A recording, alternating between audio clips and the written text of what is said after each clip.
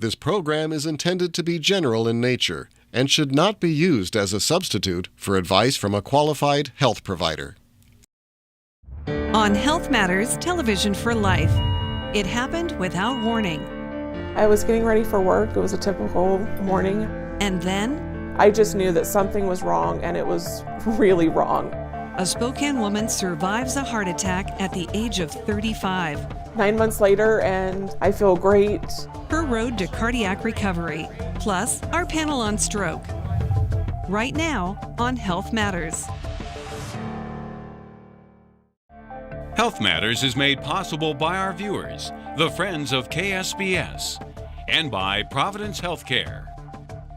My name is Beth Perez, and I am a registered nurse, and I work at Holy Family Hospital on the labor and delivery unit. I'm about to have my second child, and I chose Providence because I love and trust the people that I work with, and why wouldn't I seek care from people that I love and trust? I'm Dr. Andrew Boulay, and when my wife had a cardiac arrest, I chose Providence because I knew that everything we needed for her complex care was available, from the emergency room to radiology to the nursing staff to the specialists we needed for her care.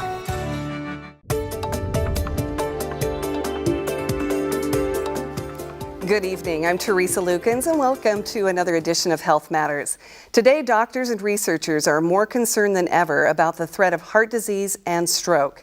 The need to do more is urgent as our population ages and the rates of obesity and diabetes remain high. We'll talk about both topics this evening, and leading the discussion is our panel of experts. Dr. Michelle Murphy is a cardiologist with Kootenai Heart Clinics, Northwest, based in Spokane. Dr. Brian Foose is with Providence Spokane Heart Institute and Providence Spokane Cardiology. Dr. John Ween is with Multicare Rockwood Neurology Center. He's a hospitalist specializing in neurology and neurosciences. And finally, we welcome Dr. Kenneth Isaacs. He's the Regional Medical Director for Providence Spokane Neuroscience Institute. And I want to welcome all of you for being here tonight, and thank you so much for taking time out of your busy schedules. And also a reminder that this show is being streamed on Facebook Live if you'd like to join in with a comment or question on Facebook. And we welcome your questions by phone this evening and email as well. And let's begin the discussion with talking about why we are talking about both heart and stroke in the same conversation. And Dr. Ween, how are the two related? Well, I think they're both fundamentally electrical organs that have a blood supply that keep them alive. And the same risk factors for heart attack are the same risk factors for stroke. And so they're very intimately connected. You also need the heart to feed the brain. And so when the heart goes bad, the brain goes bad. So do you all work together in some aspect? And maybe not specifically each other, but neurologists and cardiologists work together? It's a very close working relationship, yeah. All right, well, let's start with some of those risk factors then when it comes to having a heart condition or a stroke. And Dr. Isaacs, let's start with you. Sure. Well, the health of the blood vessels is really what we're talking about primarily here. And the health of the blood vessels are affected by certain habits that are actually things we can change. Smoking is a very major risk factor for the development of vascular damage, along with nutritional problems and obesity, giving rise to diabetes, hypertension, various forms of hyperlipidemia or hypercholesterolemia. Those are major risk factors for the development of blood vessel disorders that can affect both our brains or our hearts. The brain also has a little extra because since it's fed by the heart, when the heart has problems like atrial fibrillation, then it can have a blood clot that breaks loose and causes a stroke in the brain too. A little different, but an additional part. Mm-hmm. So Dr. Murphy, there are some things we can control and there are some things that we can't control. Correct. The biggest things that we can control obviously are obesity, weight gain, diabetes, high blood pressure to some degree, if it's related to being overweight or obese or related to your diabetes. But there are some things that we can't control, and some of that is genetics, unfortunately. What you're born with is what you have, and a lot of the times we deal with that with treating high blood pressure if that's a genetic inherited condition that you have, and trying to do the things to help prevent the consequences of having uncontrolled high blood pressure. Mm-hmm. And Dr. Foose, talk more about the blood pressure aspect. So a couple of things. The blood pressure guidelines were recently changed, which means that about half of us are now having high blood pressure. So think 130 is kind of the top number. Again, I usually look at people and say that blood pressure is something that you can take a pretty good run at. There are people, if it's in your family, it's in your family, but still the right weight helps an awful lot with blood pressure. I get a lot of people that ask me what's the right weight, and I say I don't care so much about your weight, but I care about your belly size. And a good rule of thumb is that your belly should never be more than half of your height. So a 72-inch guy, 6-foot guy should have a 36-inch belly or less. The other one that I like to mention, just people ask about diet and exercise, and I'd say diet's important, but I'd also say exercise is important not for weight loss, but it helps with hypertension in many ways. And I certainly encourage exercise. There's lots of ways to get at it, but it's one of the things that also shows up as a risk factor in the other way. If you're a good exerciser, you're less likely to have heart attacks or strokes. What are those numbers for blood pressure now? So 130 and 80 is kind of where you're going to be looking at most people being treated. Again, they added risk factors to it, and they've done the same with heart disease that says that people at higher risk, which unfortunately generally includes age or includes other things like diabetes, are going to be treated a little bit more aggressively, with a little discussion about diabetes on how aggressively you're going to treat it. And the smoking piece is a real high risk factor, is it not? Well, there's no amount of smoking that's good for you. And especially when it comes to heart and stroke. Right. It really affects your What connective does it tissue. do to the vessels? Well, it increases your inflammatory responses. It affects your connective tissues. It makes your blood vessels more prone to injury. So you injure your blood vessels, you increase your inflammatory responses. That causes plaque formation. Plaque formation can cause blood clots to form. It can cause fracturing of the arteries. Yeah. And what is the relationship with diabetes? Well, diabetes. Is that the weight piece, or is there more to it? It is obvious. It is a complicated whole area, but certainly the weight is a substantial predictor of diabetic tendencies, particularly type 2 as it's called. And those high sugars associated with, as well as other factors, are then distinctly damaging to the small vessels, the large vessels, the entire vascular system, all increasing stroke risk and heart attack risk. So what can we do about this? Let's get into, we've talked about some of the risk factors, but let's talk about signs and symptoms when something is starting to present. And we've got both pieces here, the stroke piece and the heart piece. So Dr. Murphy, let's start with the heart side of it, and if somebody starts to notice some symptoms, or what are they looking for, I guess? You know, classically, the signs and symptoms of a heart attack, for most people, and what most people are familiar with as evidence on TV and in movies, is the chest pain, the crushing chest pain, and the jaw pain and the arm pain.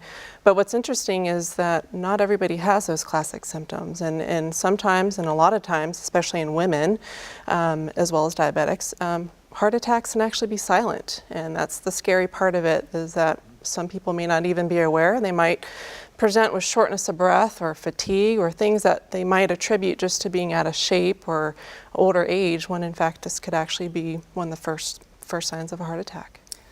So how do you know when to seek help? At what critical point? Because any of those in singularly may not be something I would register as being a heart attack.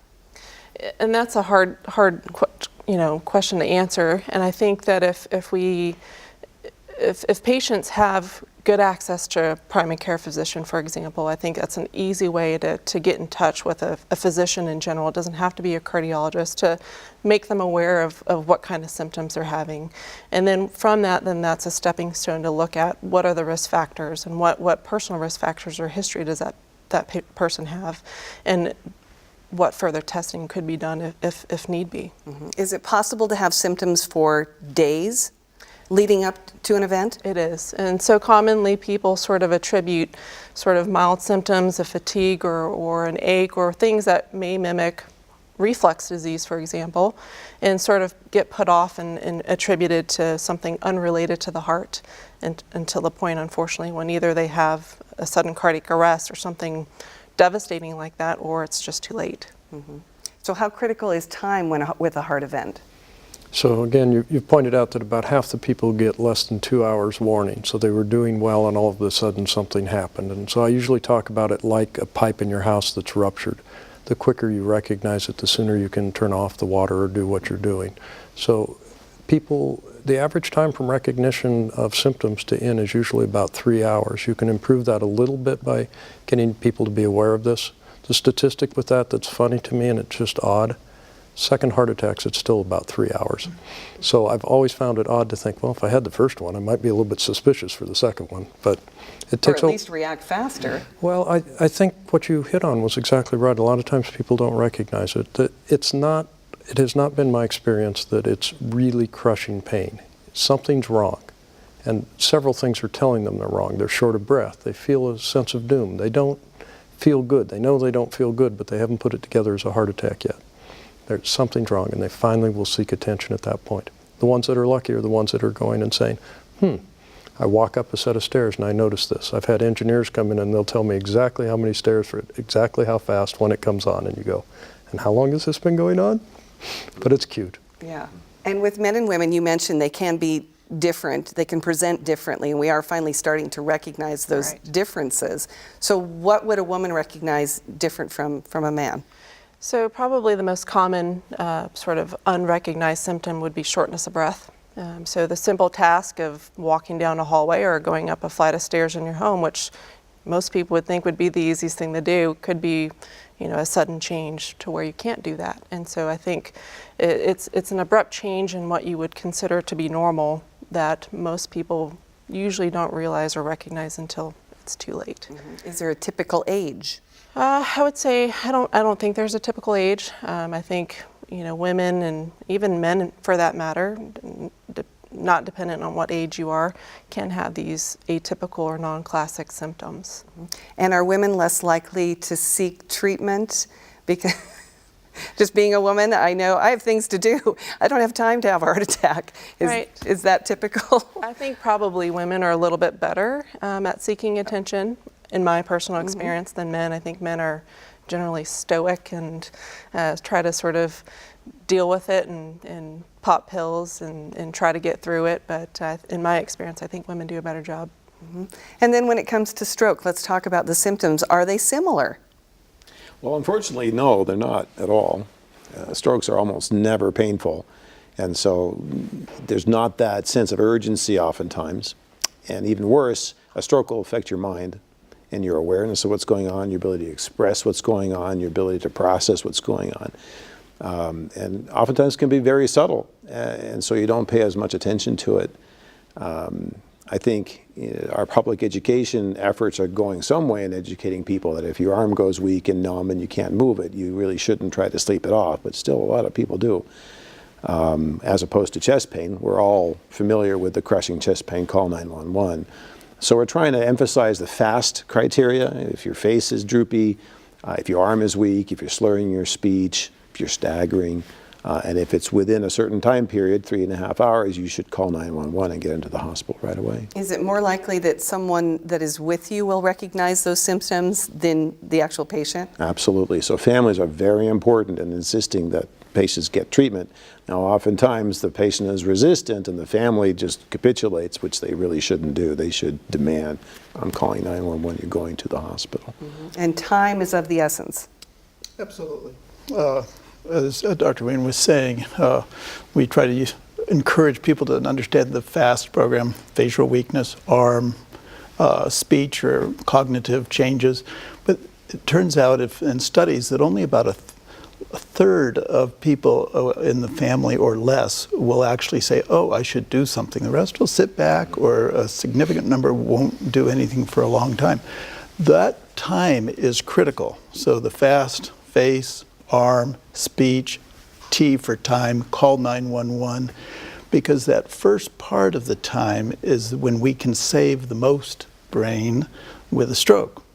There are numbers that have been calculated on average that out of the 100 billion neurons, we lose 2 million per minute with a stroke. If we put it off, we lose something like 15 billion connections and 7 miles of the neural connection in our brains per minute. if we're waiting. So we really encourage people to say, this is something wrong, let's call 911, let's get this evaluated. We can do our best job if we're treating early. Talk about that time frame. Well, so there's several aspects of the time frame for treatment particularly. So with the stroke coming in, we want to get involved right away. We have a stroke team that's there in the ER. They are evaluating the patient. They're going to the scan to assess the various characteristics of it. The beautiful part of it now is that we have drugs that are very effective. We have drugs called TPA, which dissolve clots. And they can do that very effectively, particularly early. But there's a time limit depending on the type of stroke, a few hours, and we have to not be using those drugs because they can cause side effects. Then we get into the new therapy that we're very excited about that has been developed with clot retrieval and clot removal. And we've just had a new study that allows us to be able to do that up to 24 hours after a stroke. Still, right at the beginning is when you can do most, but you can still help, depending on the circumstances, far into a stroke, depending on what we see on the scans. Mm-hmm. And Dr. Wien, that's an area I know you wanted to discuss tonight, was the clot retrieval, because this is an exciting breakthrough. Well, they usually say that neurologists don't treat disease, they admire it. And so now we can really go in and treat, and we can treat spectacularly well. So we like to think in terms of numbers needed to treat to help one patient. That's kind of our benchmark. How many people do you need to treat so that one person gets better? And with TPA, you need to treat 3 people so that one gets better. And with these mechanical clot retrieval procedures we got, you treat 2 patients for one patient to benefit, as opposed to what we do in medicine in general. You may need to treat dozens of patients to benefit one patient. Mm-hmm. I think the really exciting piece of this is kind of secondary to it is we've got new imaging tools that can identify which tissue is really damaged and you can't save, which tissue is at risk that you can save. And we've started using that now to help tell us which of these later patients that might be hurt with a TPA or the clot buster would actually benefit from pulling the clot out. But that's going to teach us that there's likely people who don't necessarily have a retrievable clot that you can still treat with a medication based on the imaging. We did a little bit of research on that several years ago. It didn't quite pan out, but now we got better imaging modalities and better imaging tools so we can identify these patients better and maybe increase the number of people who will benefit from these treatments. Because it's really important to understand that probably about 1/4 of patients show up in time to get TPA, and 1 in 3 of them will benefit. 1 in 2 of patients who get treated with a clot retrieval will benefit, but only 10% of acute strokes have that kind of a stroke. So we really need to push the limits on this. We need to expand how many people we can try to treat, and that's where these new imaging techniques really come in. Okay. We have our first phone call. Kathleen in Spokane. Hi, Kathleen. Hi.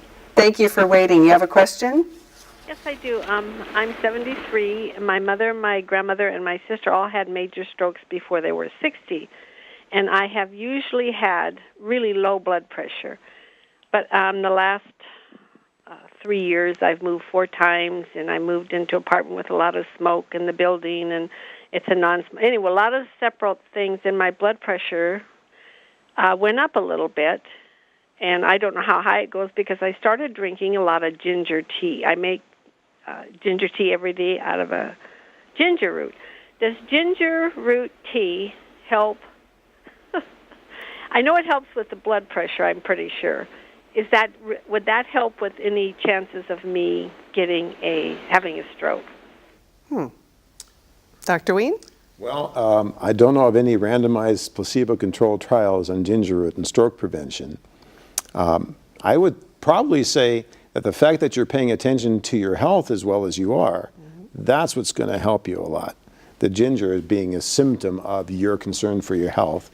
You're monitoring your blood pressure, you're probably getting some exercise, you sound very healthy.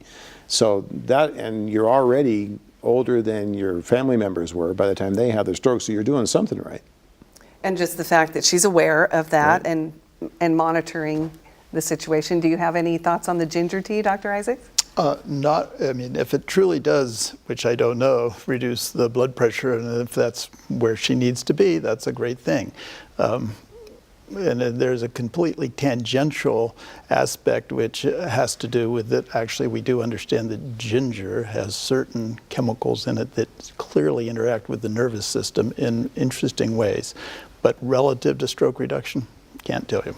Okay. We started to talk a little bit about treatment for stroke. Let's talk about some new heart treatments or what's available and how we treat heart conditions. Dr. Foos?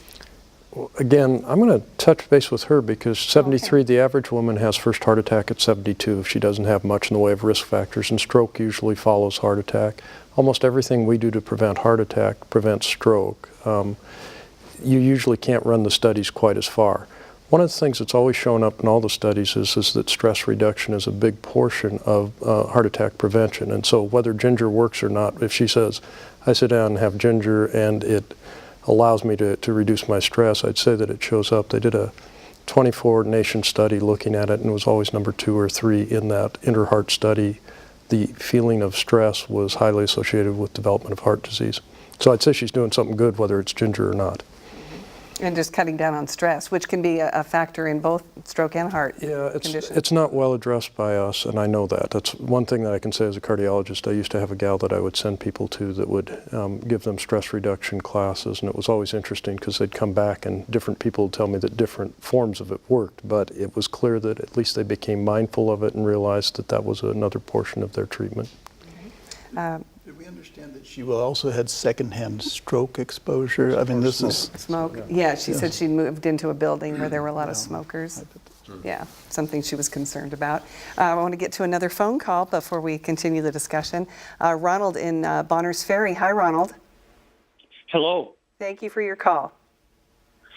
Yes, my sister's 75, almost 76, and she had a heart aneurysm in her heart. They were wanting her to come in, but I'm into herbs and stuff, and I talked my sister into using ozone therapy for rectal insufflation and drinking ozone water. And she did this for 7 months, and finally the doctor says, you have to get in here. We have to operate on that. She went in for the schedule. She had 3 different doctors. And they says, we have to do another scan to see how this has progressed. They did their scan, and it had healed up, and it was gone. And they say, well, there's, nothing to operate on. What are you doing? And she said that she was using ozone therapy is the only thing that she has used. And anyway, it's that was the only thing she did. So she was, I was interested in sharing that and seeing what else and what the doctors have learned from ozone. All right, thank you. I would skip the ozone, but say that I lived through the era when we didn't give thrombolytics and when we didn't give stenting, and aneurysms heal after about 6 months in most cases. So I don't know if ozone helped or didn't help, but the scarier times early in the post-MI period, if you are really saying an aneurysm of the heart, which is what you said. So they heal. There's still some other things that I would be doing differently, so I'm not going to endorse ozone strongly. Dr. Murphy? Yeah, I don't think I can really comment on the ozone aspect of that, but I think... Can you explain what it is? To be honest, I have no Is idea what it is. familiar with it? Ozone is 3 atoms of oxygen tied together, a highly reactive species of oxygen. It's what you try to avoid in general. You don't want these hyperactive oxygen. Generally, when people are talking about antioxidants, they're trying to tie up ozone. A lot of the basic research in cardiovascular disease and dementia, by the way, has to do with the inflammatory response. I alluded to that a little bit earlier on. And ozone, hyperbaric oxygen, is popular for some reason. Generates a lot of free radical species, a lot of oxidative stress, which is very bad for the vascular system. Okay, we'll leave it at that. Sylvia in Lethbridge. Hi, Sylvia. Hi.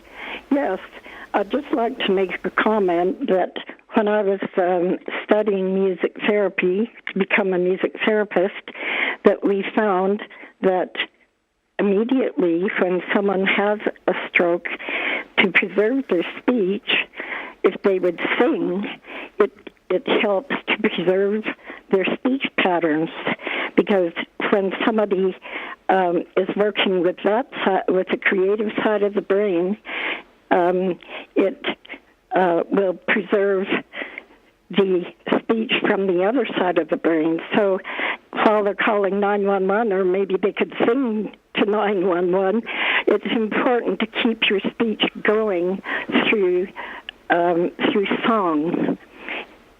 Well, thank you very much for your comments. Thank you, Sylvia. Yeah, that illustrates a very fascinating thing about the brain, how the different areas of the brain help one another recover from injury. What she's referring to is called melodic intonation therapy. Usually when people have language disorders after stroke, you can use right brain music centers to facilitate language function. It is sometimes very spectacular how it works. Very interesting piece to that. Let's get back to treatment options. Dr. Murphy, when it comes to heart conditions, this is an area you work in. I do. My specific area of focus is really heart arrhythmias. I take care of patients who predominantly have atrial fibrillation, which is unfortunately very common.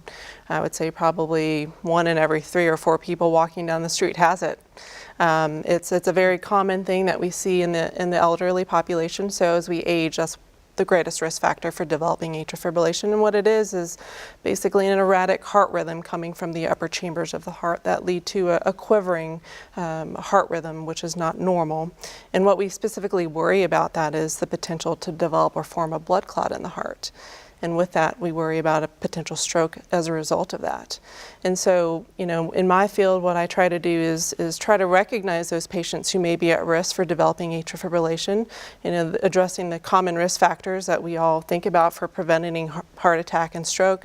Apply the same to atrial fibrillation, which is getting your blood pressure under good control, making sure your diabetes is under good control, losing weight. Obesity, unfortunately, has a huge impact on a lot of morbidity and mortality in cardiovascular disease. And so getting all of those risk factors addressed helps reduce the chances of developing atrial fibrillation. And of course, if you do have it, to most importantly, get started on a blood thinner to help Would that prevent be strokes. recognized in just a regular checkup that you have? Not necessarily. So the easiest way and the most recognized way to identify atrial fibrillation is on an EKG. Sometimes just listening to the heart, as we all do, it's very subtle, and sometimes it's not recognized. And unless you're really looking for it, it's very hard to pick up. And unfortunately, there's not really a great consensus as to how do we monitor patients. What's the best way financially, and what's going to benefit the population as a whole? Do we screen everybody over the age of 50 with EKGs? Do we have them wear external monitors for an X amount of days? We don't have enough information to know what's the best way to screen for it, unfortunately. If it runs in your family, is that certainly something then you would ask to have more testing done? Right. There are some genetic components to atrial fibrillation. What's most known are genetic syndromes, where you have atrial fibrillation in addition to other structural abnormalities in the heart. And there's ongoing research as to identifying specific gene mutations in those patients who do have a strong family history or lineage of having atrial fibrillation. Okay.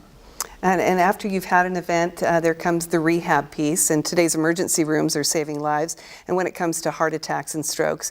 But when it happens in the weeks, or what happens in the weeks that follow a cardiac event, are just as important, and that's where the rehab piece comes in. As we found out with one of our patients, it's about strength and a lot more.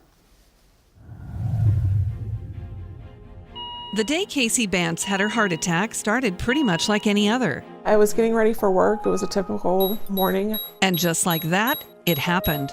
I just knew that something was wrong, and it was really wrong.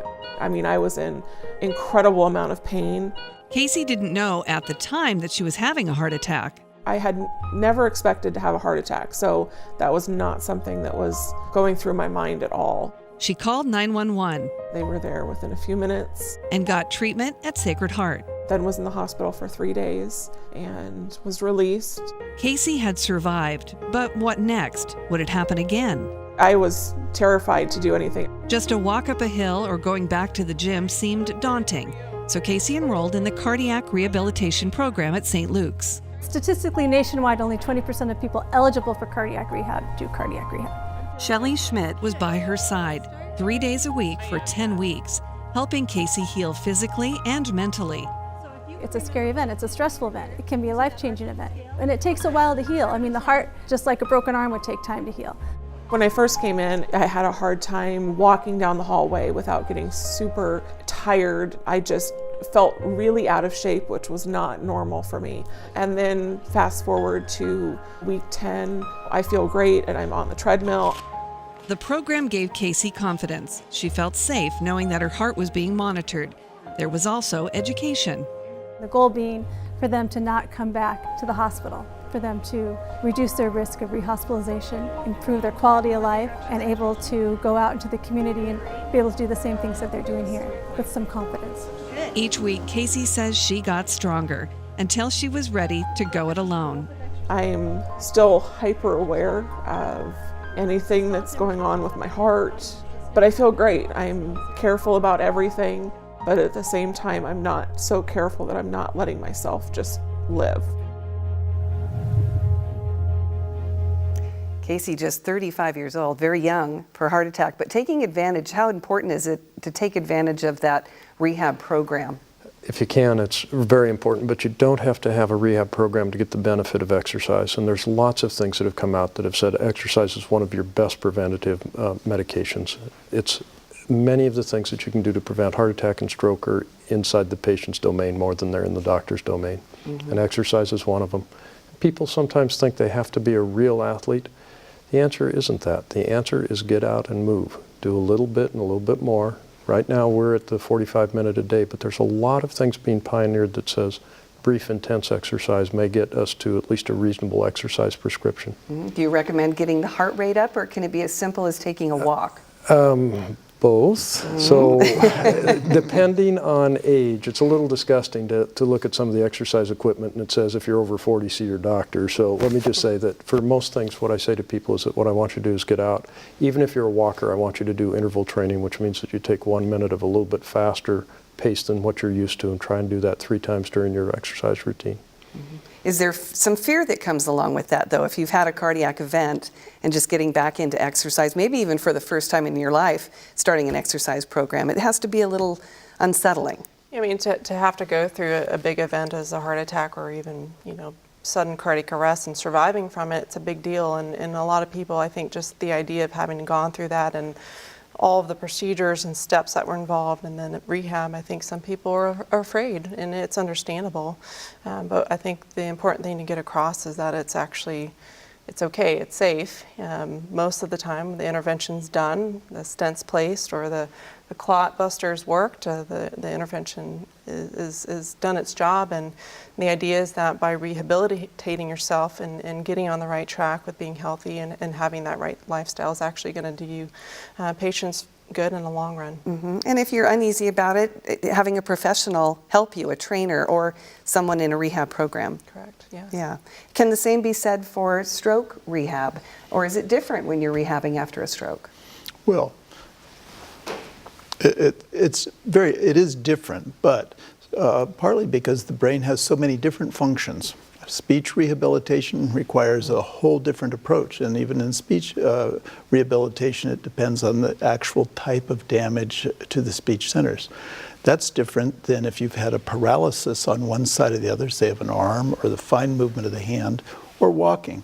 So each of these requires a specific rehabilitation approach using all the rehabilitation services, physical therapy, occupational therapy, speech therapies, cognitive therapies. So it can be more complicated. It can.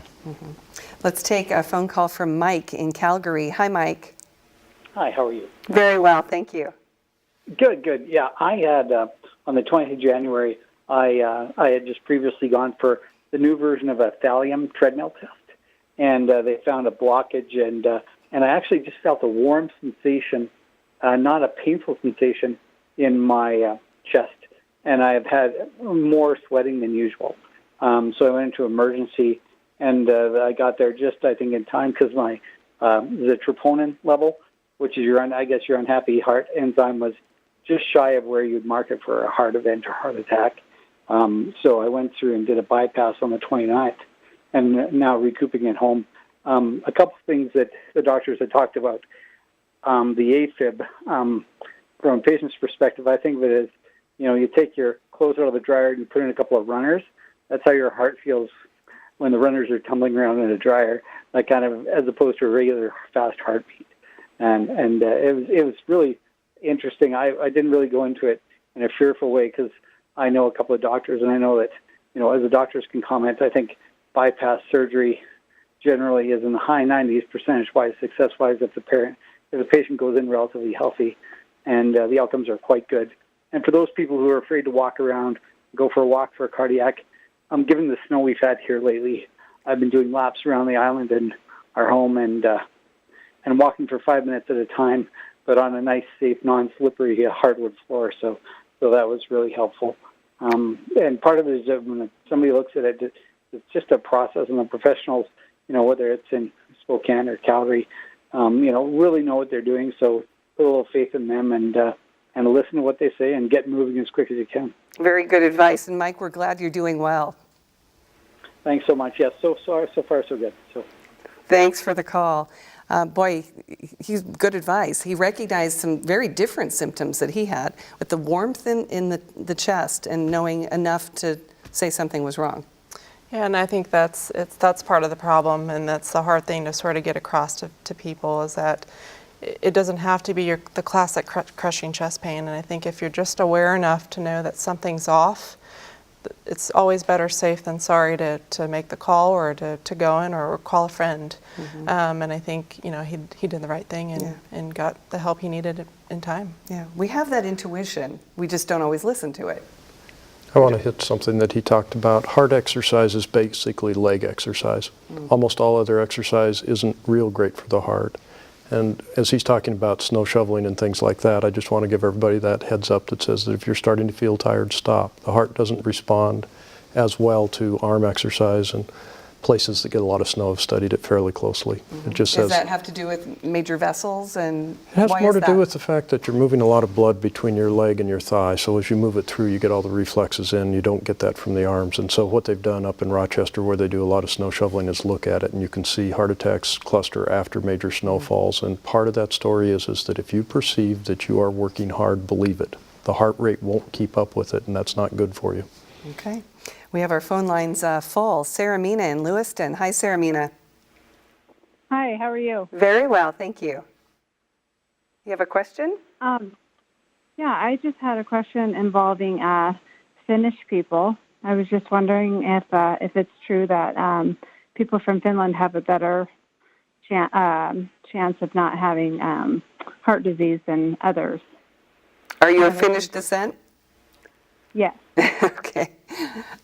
Can you speak to that, Dr. Murphy? I would imagine, based on that region of the world, their diet's probably full of fish and the healthy omegas that we all want and try to achieve in our own diets.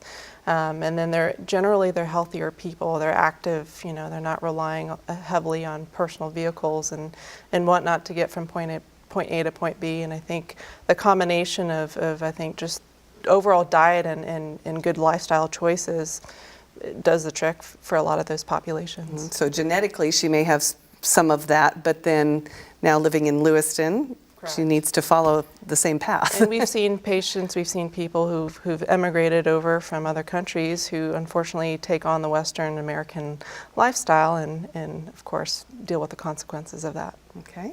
We have an email from Phil actually coming in on Facebook. What can be done to treat congestive heart failure? Well, there's a ton of things that can be done, and it's one of the more common diagnoses now, but generally speaking, I'd say that's where you get a physician, a cardiologist involved with you, and I honestly would say by the time you get to congestive heart failure, what you're dealing with is something that's got so many changes in the last 15 years, it's well worth getting in. What used to be a fatal disease, almost as bad as cancer in death rates, has gotten to something that we can treat and treat quite well, but it's when you start talking about congestive heart failure, you're starting to talk about more medications probably, as well as diet and exercise. Certainly something that needs to be monitored closely. Not only monitored closely, but seen and evaluated. There's different, unfortunately, they're pretty similar treatments, but it's well worth looking at, saying what caused the problem in the first place. Okay. Dan, here in Spokane. Hi, Dan. Hello. My question is, do you know, or your guests might happen to know, the percentage of vegan people and meat eaters who come in who happen to have had heart attacks, and what the ratio is, compared to people that are just strictly plant-based diets? And I'll get off the phone. And if your guests might be able to share, or brave enough to share, what they had for dinner tonight. Thank you.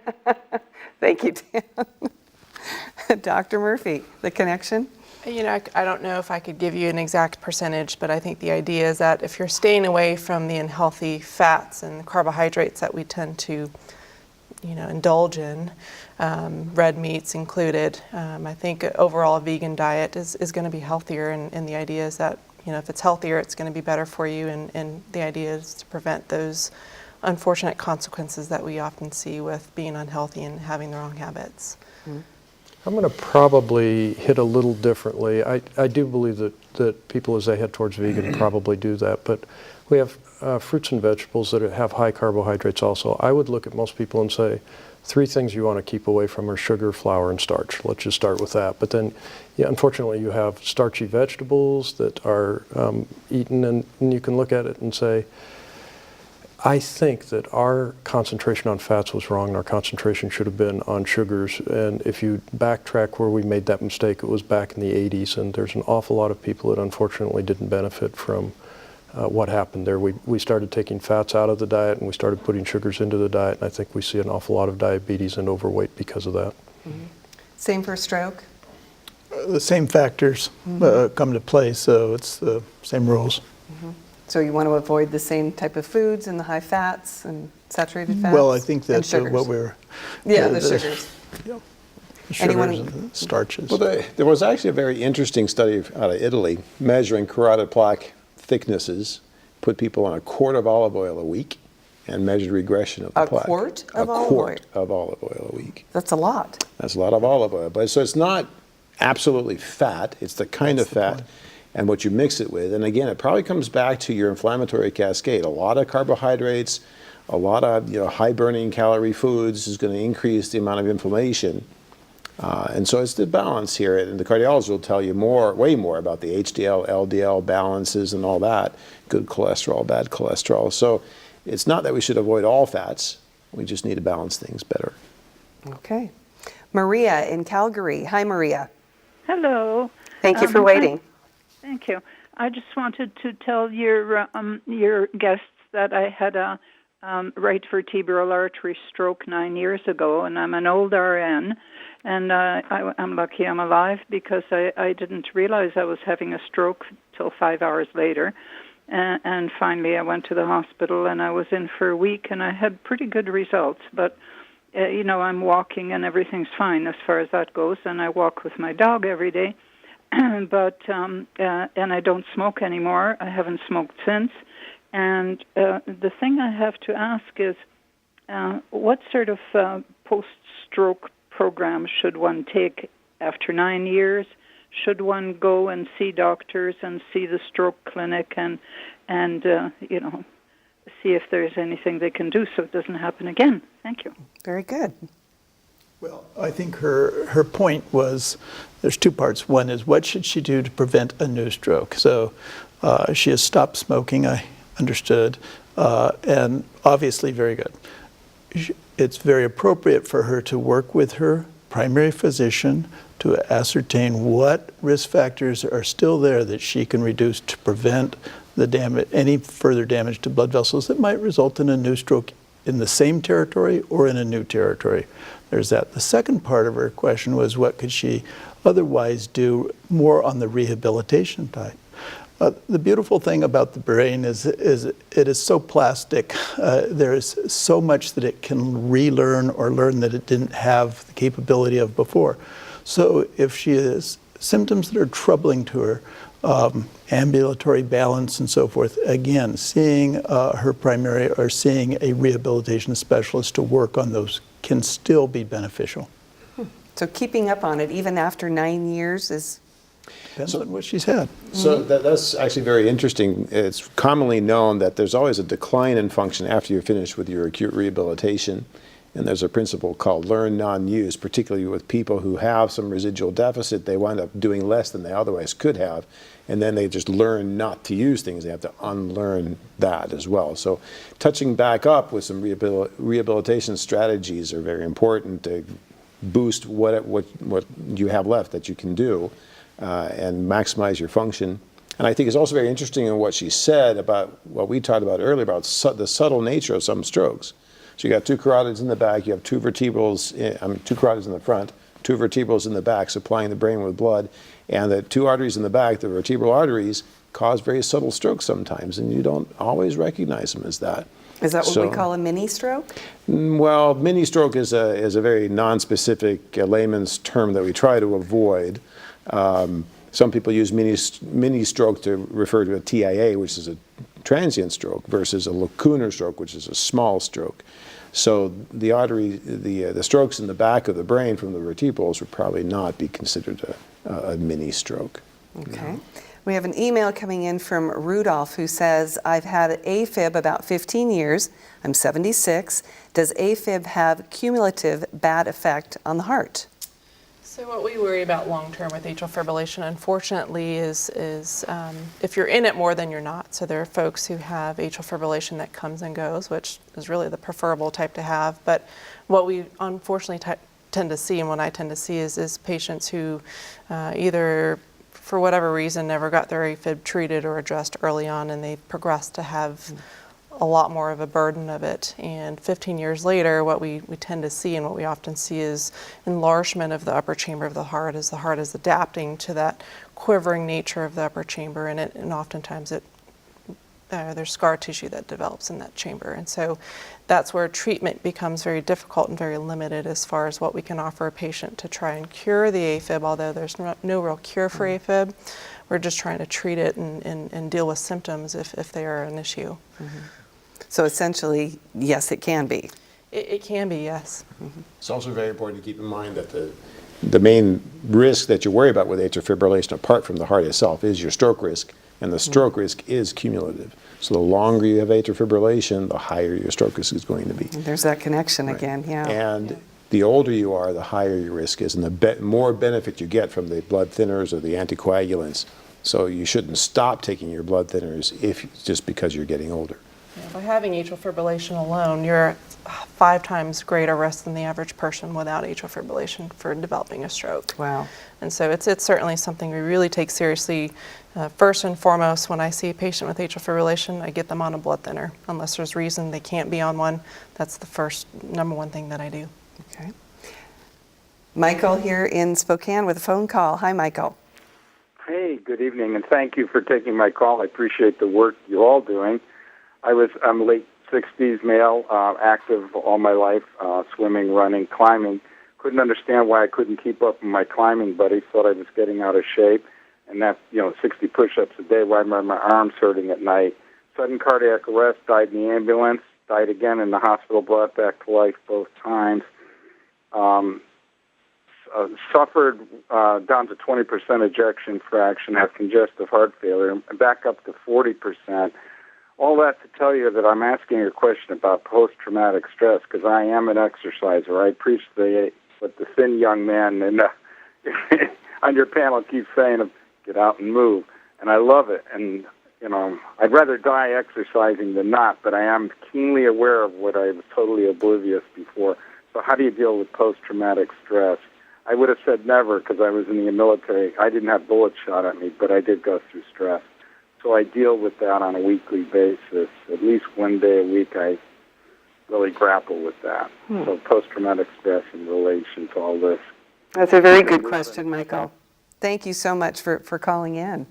Michael, I'm going to pretend you went through cardiac rehab. It's one of the nicer ways to do that because you've got the ability right there to have a monitor on you when you're doing things. I'm glad to hear that your heart function's up, that number's dramatically better for what you're doing. Second thing is, I don't have any problem with people coming in saying they want to exercise or we want to put a monitor on them and see how they're doing, and sometimes that's reassuring for them. there's a lot of follow-up that goes on with things like this, but the thought that says, I'll put a monitor on you, see how you do with your regular exercise times is reassuring to me also. Mm-hmm. But that post-traumatic stress, he's really struggling with that fear, it seems. Again, I probably would address that with somebody that can help you with it. I'm not telling you it's not a real fear. I think I would. And we know that depression can fall a heart event as well. Or is associated with. About 50% of men can be clinically diagnosed with depression around the time of their heart attack. So I would actually probably seek somebody out to help with this a little bit. And it's hard for men. As a cardiologist for a long time, when men come in, I say, well, we're going to deal with stress by saying that we're going to treat you with exercise, which is one of the things, and then we're going to treat you with other things. But if I ever said, gee, you should go see a psychiatrist, I usually lose a patient. But definitely a big piece. It is a big piece. It's a huge piece, and that's why I used to send people to the stress reduction classes, quite honestly. A lot of times if you're still working, they'll have stress reduction available through your employer or in the insurance if you reach out to them. It's amazing how stress can actually lead to a lot of potential issues related to the heart and the brain. Just being stressed, whether it's work related or home related or other personal matters, your inflammatory markers go up in the blood, and that alone can trigger a heart attack. It can trigger a stroke, and I think what we can do to help minimize stress overall is, I think, going to be beneficial. We need to put more focus on that. Yeah, definitely. Ron here in Spokane. Hi, Ron. Are you there? Yes. Do you have a question? Yes. Feel free to ask. Yeah. I have been diagnosed with atrial fib because I wore a monitor for a week. And the recommendation I've been given is to take Eliquis and diletism. And the feeling I have, I'm 82. I've been doing pretty good. I used to jog a lot, and I haven't been jogging as much. But to go from no pills and take these pills kind of distressing to me. And I've been kind of experimenting with it's called ginkgo biloba. And that, I think, is a natural way to handle what my wife takes as Xarelto, and I'm not fussy about taking that or Eliquis. I wonder what you can tell me. Yeah, that's a great question, and we get that asked a lot. Is there an alternative, natural, supplement that I can take as an alternative to, this strong medication that's thinning my blood and I have no control over? Unfortunately, I don't think there's just enough data to use or compare to, and there's not been any studies comparing naturopathic remedies to these more proven therapies of oral anticoagulants. And the most common one is warfarin or Coumadin that's been around for a long time, and now we have some of these novel agents which are a lot more convenient to take, but I just don't think these naturopathic remedies just don't do enough to really thin the blood in the way that these medications do to prevent clots from forming. Dr. Wien, you're nodding. Yeah. So the risk reduction in atrial fibrillation with these medications is dramatic. And not only that, but there is a rebound increase in your tendency to form blood clots when you stop taking the medications.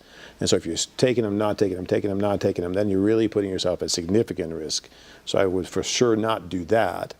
I would stick with a drug regimen, and which one you pick, there's some controversy about that. The warfarin is cheaper, the newer drugs seem to be safer, and probably a bit more effective as well. So the Eliquis is a great drug, and I can very well appreciate that you don't want to start taking pills in your 80s, but you don't want to be paralyzed with a stroke. You want to spend the last few years of your life in a wheelchair. So I would really recommend sticking with the medication program. In terms of the diltiazem, that's titrated to control your rate and your rhythm and whatnot, and your cardiologist will tell you how much you need to take of that. But the Eliquis, I think, is crucial. Okay. We have another, I'm sorry, Dr. Frus, please. I'll just go the other way. We had something at one time which was called aspirin. And everybody realized that aspirin does thin the blood pretty well, and it didn't work in atrial fib. So I am just echoing the same thing that says I wouldn't experiment on this one. Okay. I think we have one more Facebook question. Do we have the Facebook question? It was about TIAs and identifying TIAs, and that was coming in on Facebook. And Dr. Isaacs, can you talk about that? Sure. We briefly mentioned this a bit ago, but TIA stands for Transient Ischemic Attack. The transient means a series of neurologic features, such as the facial droop or the arm weakness or speech difficulties, that is transient, only lasts minutes or many minutes, but it comes and it resolves and goes away. The ischemic part is the part that relates to stroke and blockage of the artery, transient ischemic attack. A transient ischemic attack such as that can be a warning, a significant warning of the potential for development of stroke. A transient ischemic attack deserves to have prompt attention. Depending on the exact circumstances, one needs to at least be talking to their physician promptly, if not even something more urgently. A significant number of transient ischemic attacks are followed by major strokes. So, big explanation. But most people don't even recognize that they're having one. Isn't that true as well?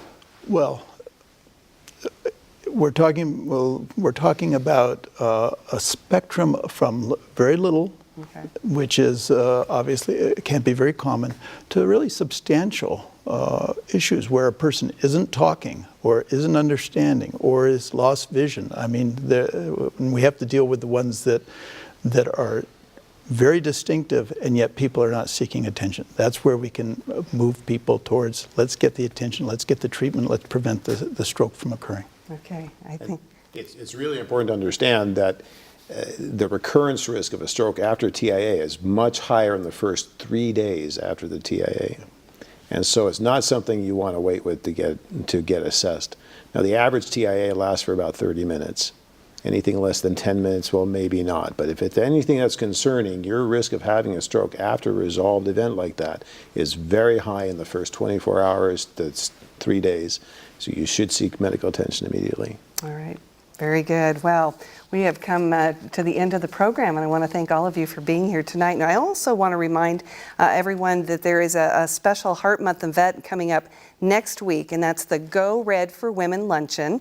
The event will be held on Wednesday, February 21st at the Spokane Convention Center. It's $125 per person, but your ticket will help support the American Heart Association. If you're interested in attending, we have posted a link on our website. Just go to ksps.org and click where it says Health Matters. And again, I want to thank the panel so much for being here and for all of you that participated with great questions as part of our discussion tonight, whether you emailed or called in. And be sure to join us next month with another edition of Health Matters.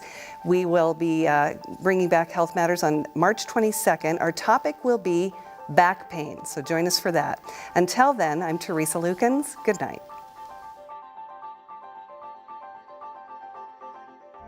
Health Matters is made possible by our viewers, the Friends of KSPS, and by Providence Healthcare. My name is Beth Perez, and I am a registered nurse, and I work at Holy Family Hospital on the labor and delivery unit. I'm about to have my second child, and I chose Providence because I love and trust the people that I work with, and why wouldn't I seek care from people that I love and trust? I'm Dr. Andrew Boulay, and when my wife had a cardiac arrest, I chose Providence because I knew that everything we needed for her complex care was available, from the emergency room to radiology to the nursing staff to the specialists we needed for her care.